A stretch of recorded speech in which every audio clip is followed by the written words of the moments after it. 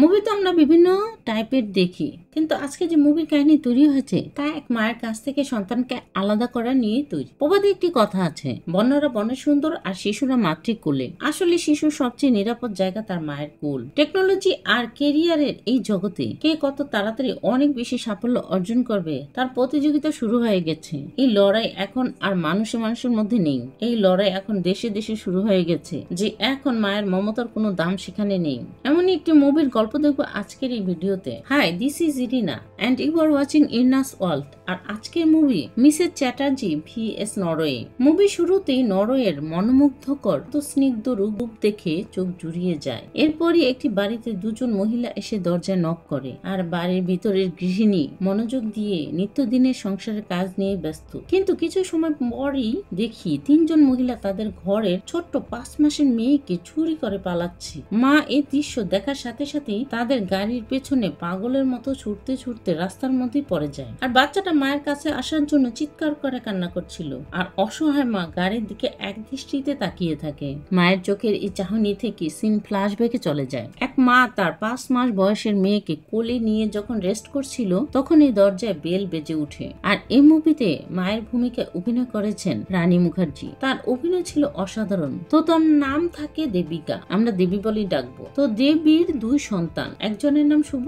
আরেকজনের নাম সুচি। এই 2 সন্তানকে নিয়ে দেবীর ব্যস্ততার সংসার। আর তারা তাদের সংসার শুরু করেছে নরওয়েতে, যেখানে অমানবিক কিছু রোলস মানুষের উপর প্রয়োগ করা দেখি। আর এই নিয়মের বেড়াজালে এক মায়ের কি দশা হয় তাই দেখবো আজকের এই মুভিতে। তো দেবিকার ঘরে যে 2 জন মহিলা এসেছে, একজনের নাম মেটালডা আরেকজনের নাম ডালসিয়া। তারা দুজনে এসেছে ওয়েলফেয়ার নামক সরকারের একটি সংস্থা থেকে। এই সংস্থার কাজ হলো বাড়িতে থাকা শিশুরা তার মা বাবার কাছে সুরক্ষিত আছে কিনা তা দেখা। যদি তারা মনে করে যে বাড়ির পরিবেশ ও মা বাবা শিশুদের জন্য ঠিক না, তবে এই সংস্থার লোকজন এসে বাড়ি থেকে বাচ্চাদের উঠিয়ে নিয়ে যায়, যা আমরা মুভি শুরুতেই দেখেছিলাম। তো এই মেটালডা আর ডালসিয়া গত 4 মাস ধরেই দেবীর বাড়িতে আসা যাওয়া করছিল, দেবী বাচ্চাদের কিভাবে লালন পালন করে তা দেখার জন্য। আর আমরা মেটালডাকে দেখি কোনো কিছু তার ভালো না লাগলে সে খাতায় লিখছে।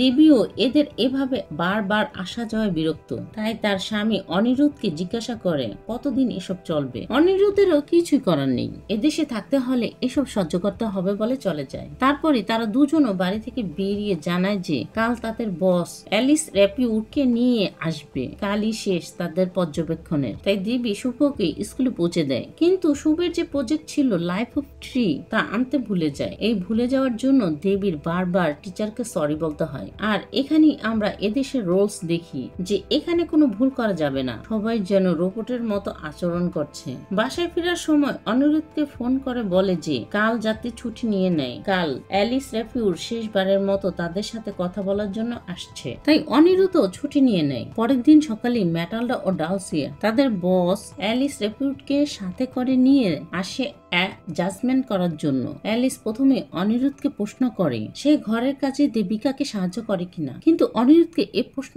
করার কারণে সে খুবই রাগান্বিত হয়ে ব্যস্ততা দেখিয়ে পাশের ঘরে চলে যায়। অনিরুদ্ধ দেবীকে জিজ্ঞাসা করে সে কেন এদেরকে এসব কথা বলেছে, সে কি জানে না এরা কারা। তখন দেবী বলে যে আমি ওদের এসব কথা বলিনি, কিন্তু অনিরুদ্ধ কিছুতেই দেবীর কথা বিশ্বাস করছিল না। তারা দুজনে এভাবে লড়াই করতে দেখে অ্যালিস, ম্যাটিল্ডা ও ডালসিয়া তাদের বাচ্চা সুচিকে নিয়ে দূরে গাড়িতে করে চলে যায় ওয়েলফেয়ারের উদ্দেশ্যে। আর মুভির শুরুতেই এই দৃশ্যে আমরা দেখেছি যে দেবী বাচ্চাকে রক্ষা করার জন্য গাড়ির পেছন পেছন দৌড়াচ্ছে। দেবী যখন দৌড়াতে দৌড়াতে রাস্তায় পড়ে যায় তখন অনিরুদ্ধ গাড়ি নিয়ে আসে। দেবী আর অনিরুদ্ধ গাড়ি নিয়ে যায় শুভের স্কুলে। সেখানে গিয়ে দেখে স্কুলের টিচাররা শুভকে ওদের সাথে গাড়িতে তুলে দিচ্ছে। দেবী এসব ঠেকানোর জন্য বারবার চিৎকার করতে করতে এক সময় অজ্ঞান হয়ে যায়। স্কুলের রেস্ট রুমে রাখার কিছুক্ষণ পর দেবীর জ্ঞান ফিরে আসে। তখন দেখে হরমোন মেহতা নামের একজন ট্রান্সলেটর এসে বলে ওয়েলফেয়ার ট্রাস্ট বাচ্চাদের কাস্টাডি নিয়েছে। দেবী বারবার বলতে থাকে সুচি ব্রেস্ট ফিডিং করে আর শুভ তার হাতেই খাবার খায়। হরমোন মেহতা বলে যে অ্যাডভোকেট সুনীল কাপুর তাদের কেসটা হ্যান্ডেল করবে, কিন্তু দেবিকা কিছুতেই তার বাচ্চাদের ছাড়া এক মুহূর্ত থাকতেই চাইছিল না। তাই দেবিকা ওয়েলফেয়ার অফিসের সামনে অনেক রাত পর্যন্ত ঠান্ডার মধ্যে রাস্তার পাশে বসে থাকে। এরপরই অনিরুদ্ধ এসে দেবীকে বাড়ি বাড়িতে নিয়ে যাওয়ার পথে দেবী বলে আমরা একজন লয়ার হায়ার করব, কিন্তু অনিরুদ্ধ বলে এতে অনেক টাকা ফিস দিতে হবে, তাই ওয়েলফেয়ার এর পক্ষ থেকেই লয়ার দেওয়া হবে ফ্রিতে। আর এসবের জন্য বারবার দেবীকে দোষারোপ করতে থাকে এবং বলে যে দেবীর কারণেই তার সিটিজেনশিপের উপর প্রভাব পড়বে এবং তার অফিসেও ইমেজ খারাপ হয়ে যাবে। আমরা দেখি দেবী বাড়ি ফেরার পর সারা রাত চোখের পাতায় এক করতে পারেনি। সকালে উঠেই অনিরুদ্ধ এসব ঘটনা ঘটার জন্য বারবার তার কোনো দোষ নেই বলতে থাকে আর এসবের জন্য বারবার দেবীকে দায়ী করতে থাকে। অনিরুদ্ধ অফিসে চলে গেলে দেবীর বাবা ফোন করে কি অবস্থা জানতে চাইলে দেবী বাবাকে তার অবস্থার কথা জানায় আর বাবাও দেবীকে যদি টাকা পয়সা লাগে তবে জানাতে বলে। দেবী ফোন কেটে দিয়ে চিৎকার করে বাচ্চাদের নাম ধরে ডাকতে থাকে। এরপরই লয়ার সুনীল কাপুরের সাথে দেখা করতে যায় এবং দেবী নিজের স্টেটমেন্ট দেয়। এখানে অনিরুদ্ধ কথায় কথায় দেবীকে দোষ ধরতে থাকে। অনিরুদ্ধ দেবীর প্রতি যে আচরণ তা কিন্তু স্বাভাবিক না। সে দেবীর প্রতি সহমর্মী না হয়ে বারবার তার জন্য এসব ঘটনা ঘটেছে আর কথায় কথায় দেবীকে ধমক দিয়ে কথা বলতে থাকে, যে আচরণ কোনো খারাপ মনের স্বামী স্ত্রীর প্রতি করে। দেবী কিন্তু অনিরুদ্ধের সাথে বারবার মানিয়ে চলার চেষ্টা করছে, কিন্তু অনিরুদ্ধের বাচ্চাদের থেকে চিন্তা বেশি নরওয়ে সিটিজেনশিপের উপর। এরপরই ওয়েলফেয়ারের পারমিশন পায় বাচ্চাদের সাথে দেখা করার। বাচ্চাদের কোলে নেয়ার কিছু সময় পরে কোনো কিছু না বলে দেবীর কাছ থেকে বাচ্চাদের নিয়ে যায়। দেবীর কান্না ছাড়া আর কিছুই করা থাকে না। মেয়ের এই বিপদের সময় দেবীর বাবা মাও নরওয়েতে চলে আসে। এরপরই বোর্ড মিটিং এ সুনীল কাপুর শুভের একটি নাচের ভিডিও দেখিয়ে কনফারেন্স শুরু করে। সুনীল কাপুর জজকে বোঝাতে সক্ষম হয় যে তারা এক হ্যাপি ফ্যামিলি এবং ম্যাটালডা ও ডালসিয়া যে অভিযোগ তাদের বিরুদ্ধে এনেছে তা হলো কালচারের পার্থক্য, তাছাড়া আর কিছুই না। তাই জজ 24 ঘন্টার মধ্যে তাদের বাচ্চাদের মা বাবার কাছে দেওয়ার পারমিশন দিয়ে দেয়। 24 ঘন্টা পার হওয়ার পর যখন দেবী ও তার মা বাবা বাচ্চাদের নিতে আসে তখন তাদের জানায় যে ওয়েলফেয়ার তাদের মতামত পরিবর্তন করেছে, তারা এখন বাচ্চা দিবে না। এর কারণ জিজ্ঞেস করলে বলে যে তাদের বাড়ি বাচ্চাদের জন্য ছোট। এই আদেশ দেবী আর মেনে নিতে পারে না। সে অফিসের ভিতরের কামরাগুলোতে ঢুকে পড়ে। অনিরুদ্ধ আর দেবীর বাবা দেবীকে টেনে হিঁচড়ে অফিস থেকে বাইরে নিয়ে যায় আর দেবীর এই অবস্থার ভিডিও ম্যাটালডা ও ডালসিয়া করে রাখে। এই পুরো মুভিতেই ম্যাটালডা ও ডালসিয়া দেবীর বিপক্ষে সবসময় কথা বলেছে। কোনো উপায় না দেখে অনিরুদ্ধ ও দেবী নিজেদের জন্য এক লয়ার হায়ার করে। এই লয়ারের নাম ড্যানিয়েল সিপেক। এই ড্যানিয়েলকে নিয়ে আবারও কোর্ট বসে। ওয়েলফেয়ারের যে লয়ার সে বিভিন্ন ভিডিও দেখিয়ে দেবীকে আনস্টেবল মাদার বলে প্রমাণ করে আর ডালসিয়া ও ম্যাটালডা এক এক সময়ের ভিডিওর ভুল মিনিং বের করে সবার সামনে তুলে ধরে। সবশেষে কোর্ট দেবীকে আনস্টেবল মাদার ঘোষণা করে ও সুচি ও শুভ চ্যাটার্জিকে ওয়েলফেয়ারের আন্ডারে রাখতে বলে। কোর্ট ডিসমিস করে দেয়। এরপরই দেবী নন্দিনীর সাথে দেখা করে। এই নন্দিনী হলো পাশের বাড়ির প্রতিবেশী আর নন্দিনী তার এক বান্ধবী রাবেয়ার সাথে দেখা করে। ওয়েলফেয়ার রাবেয়ার মেয়েকে নিয়ে গেছে আর নন্দিনী দেবীকে বুঝায় এই ওয়েলফেয়ার ট্রাস্টের নাম করে বিজনেস চালাচ্ছে। ওয়েলফেয়ার কিভাবে এই কাজ চালিয়ে সরকারের কাছ থেকে মোটা অঙ্কের টাকা হাতিয়ে নিচ্ছে তা দেখায় ও শুভের একটি ভিডিও দেখায় যেখানে শুভ মায়ের কাছে যাওয়ার জন্য কান্না করছিল আর ওয়েলফেয়ার এর লোকেরা কথা না শুনলে তারা বাচ্চাদেরকে অন্ধকার ঘরে বন্দি করে রাখে। এসব কিছু শোনা ও দেখার পর দেবী যায় অনিরুদ্ধের কাছে যাতে তারা নিজেদের জন্য এক প্রাইভেট লয়ার হায়ার করে নিতে বলে, কারণ বাচ্চাগুলো ওদের কাছে ভালো নেই। কিন্তু দেবী যতই বোঝানোর চেষ্টা করে অনিরুদ্ধ দেবীকে তার সিটিজেনশিপের কথা বলে। এখানে অনিরুদ্ধকে বাচ্চাদের থেকে বেশি চিন্তা সিটিজেনশিপ নিয়ে, যা এর আগেও আমরা দেখেছি। যেহেতু দেবীর কোনো কথাই অনিরুদ্ধ শোনে না তাই দেবী আর কথা না বাড়িয়ে চলে আসে।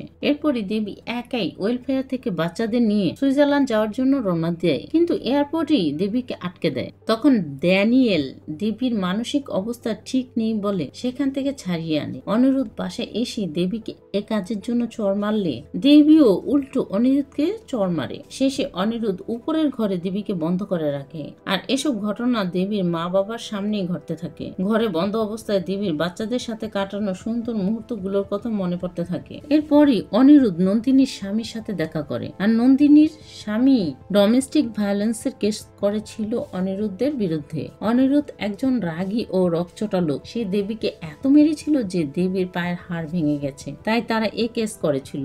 আর অনিরুদ্ধের এই আচরণের কারণে পরিস্থিতি এ পর্যায়ে পৌঁছেছে। কোর্ট আবারও বসে। ম্যারিড হ্যান্ডসাম নামের এক সাইকোলজিস্টকে ডাকা হয়। সে বলে যে ওয়েলফেয়ার বাচ্চাদের উপর অত্যাচার করে। শুভ দিন রাত মায়ের জন্য কাঁদে, তাই আমি মিসেস চ্যাটার্জির সাথে কন্ট্যাক্ট করার চেষ্টা করায় আমাকে চাকরি থেকে ফায়ার করে দিয়েছে। এবারের কোর্টেও বাচ্চাদের ওয়েলফেয়ারের পক্ষে রায় হয়। তারা 18 বছর পর্যন্ত ওয়েলফেয়ারের আন্ডারেই থাকবে। বাসায় এসেই দেখে অনিরুদ্ধের মা, বাবা ও ভাই নরওয়ের বাসায় এসেছে। আর অনিরুদ্ধের মা দেবীকে দোষারোপ করে কথা বলতে থাকে। দেবী শুধু চুপ করে থাকে। দেবী যখন পাম্প মেশিন দিয়ে দুধ বের করার চেষ্টা করছিল, দুধ বের হচ্ছিল না। সকালেই দেবী কনফারেন্স রুমে চলে যায়। ইন্ডিয়ার তরফ থেকে মিস বাসুদা নরওয়ের সাথে টেলিকমিউনিকেশনের ডিল করার জন্য কনফারেন্সে কথা বলতে গেলে দেবী এসেই নরওয়ে গভর্নমেন্টের সাথে যে অন্যায় করেছে এর জন্য এদেশের সাথে কোনো ডিল করতে নিষেধ করে। মিসেস বাসুদাও দেবীর কথা মনোযোগ দিয়ে শোনে।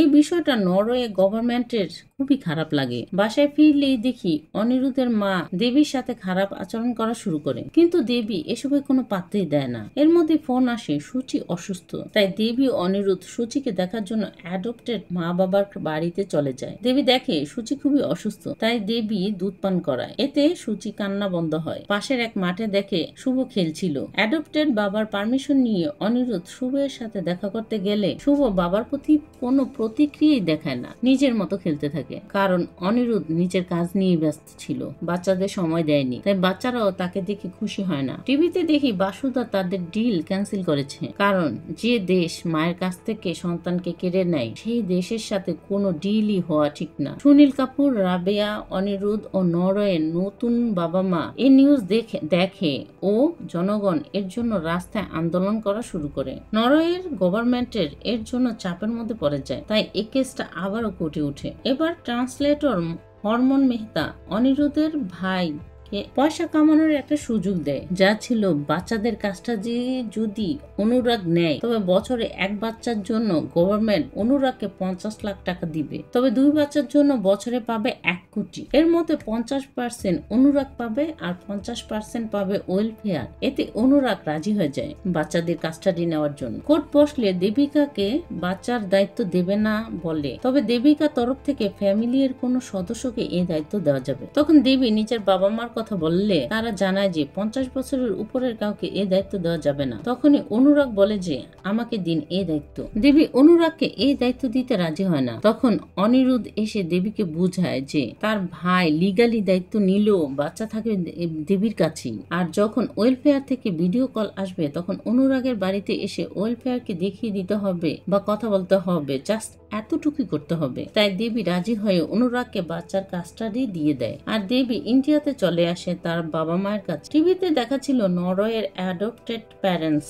বাচ্চাদের হ্যান্ড ওভার করছে। দেবী ছুটে যায় অনুরাগের বাসায়, কিন্তু বাড়িতে গিয়ে শুনে ওয়েলফেয়ার নাকি তাকে বাচ্চাদের সাথে দেখা করতে নিষেধ করেছে। আর অনুরাগের মা ডিভোর্স লেটার ধরিয়ে দেয় দেবীর হাতে। এর মধ্যে দেবী হাজারবার অনিরুদ্ধকে ফোন করতেই থাকে, কিন্তু সে ফোন রিসিভ করে না। পরের দিনও যায় বাচ্চাদের সাথে দেখা করতে, কিন্তু অনিরুদ্ধের বাবা কয়েকজন লাঠিয়াল দাল করিয়ে রেখেছে বাড়ির সামনে। দেবী বাড়ির ভিতরে ঢুকতেই দেবীকে মারা শুরু করে। এতে দেবী ও তার বাবা কোনো উপায় না দেখে ইন্ডিয়ার কোর্টে মামলা করে। তখন দেবীর কেস লড়ে মিস প্রতাপ নামের এক লয়ার। এর মধ্যেই কোর্টে ড্যানিয়েলকে দেখি, সে নরওয়ে গভর্নমেন্টের পক্ষ থেকে কেস লড়ার জন্য এসেছে। জজের কাছে পারমিশন চাইলে জজ ড্যানিয়েলকে পারমিশন দিয়ে দেয় কেস লড়ার জন্য। ড্যানিয়েল প্রথমে ডাকে অনুরাগকে বলে যে তাদের টিম এসে দেখেছে যে বাচ্চাদের অবস্থা ভালো না, খুব খারাপ পরিবেশে রয়েছে বাচ্চারা। সে কি আর বাচ্চাদের কাস্টাডি রাখবে? অনুরাগ বাচ্চাদের কাস্টাডি রাখতে চায় না। তখন মিস প্রতাপ বলে যে তাহলে অনুরাগের কাস্টাডি নিয়ে যাতে দেবিকাতে কে দিয়ে দেয়, কিন্তু ড্যানিয়েল বলে যে না, অনুরাগ কাস্টাডি ছেড়ে দিলে বাচ্চা যাবে নরওয়ের ওয়েলফেয়ারে। কিন্তু মিস প্রতাপ এতে বাধা দিলে উইটনেস বক্সে দেবীকে ড্যানিয়েল কিছু প্রশ্ন জিজ্ঞাসা করে। দেবী বলে যে সে মায়ের ভালোবাসা আর বাচ্চাদের খুশি দিতে পারবে। এরপরই ল্যাপটপে ভিডিও কল আসে অনিরুদ্ধের। অনিরুদ্ধ সবাইকে বলে যে দেবী মেন্টালি আনস্টেবল, তাই বাচ্চাদের দায়িত্ব যাতে দেবীকে না দেওয়া হয়। তখনই মিস প্রতাপ এসে অনিরুদ্ধকে কিছু প্রশ্ন জিজ্ঞাসা করে, কিন্তু অনিরুদ্ধ মিসেস প্রতাপের প্রশ্নের উল্টাপাল্টা উত্তর দেয়। তাই মিসেস প্রতাপ বলে যে এমন মেন্টাল পেশেন্টের সাথে কিভাবে এত বছর কাটালো। আর তখনই নরওয়ে ও কলকাতা পাবলিক হসপিটালের মেন্টাল চেক আপের রিপোর্ট দেখানো হয় যে দেবী সম্পূর্ণ সুস্থ, তার কোনো মানসিক অসুস্থতা নেই। আর তখনই অনিরুদ্ধ ল্যাপটপ অফ করে দেয়। এরপরই ড্যানিয়েলকে উইটনেস বক্সে ডাকা হয়। মিস প্রতাপ ড্যানিয়েলকে জিজ্ঞাসা করে, দেবী টাকার জন্য বাচ্চাদের নিয়ে কোনো ডিল করতে পারবে? ড্যানিয়েল উত্তর দেয় না, দেবী নিজের বাচ্চাদের কাছে পাওয়ার জন্যই লড়াই করছে। শেষে জর্জ দেবীকে উইটনেস বক্সে ডাকলে সে বলে যে এ কোর্টে যদি সে বিচার না পায় তবে আরেক কোর্টে গিয়ে বাচ্চাদের জন্য লড়বে। এক খারাপ মা, পাগল মা, অনেক উপাধি সে পেয়েছে। সে যেমনই হোক না কেন মা তো, তাই তার কাজ বাচ্চাদের ফিরে পাওয়ার জন্য লড়াই করা। জর্জ দেবীর কথা শুনে বাচ্চাদের সাথে চেম্বারে দেখা করতে চায়। বাচ্চারা তো দেবীকে দেখে দেবীর কাছে এসে জড়িয়ে ধরে। জর্জ এই দৃশ্য দেখে অনুরাগের থেকে কাস্টাডি নিয়ে দেবীকে দিয়ে দেয় আর বলে বাচ্চা সবচেয়ে সুরক্ষিত তার মায়ের কাছেই। খুব সুন্দর এক মিলের মাধ্যমে মুভির গল্পটি শেষ হয়। এই ঘটনা বাস্তবে ঘটেছিল এক মায়ের সাথে। সবশেষে ধন্যবাদ আপনাকে ভিডিওটি শেষ পর্যন্ত দেখার জন্য। আবার দেখা হবে নতুন কোনো মুভির গল্পের সাথে, নতুন কোনো ভিডিওর সাথে। কমেন্ট করে জানাতে পারেন আপনার মতামত।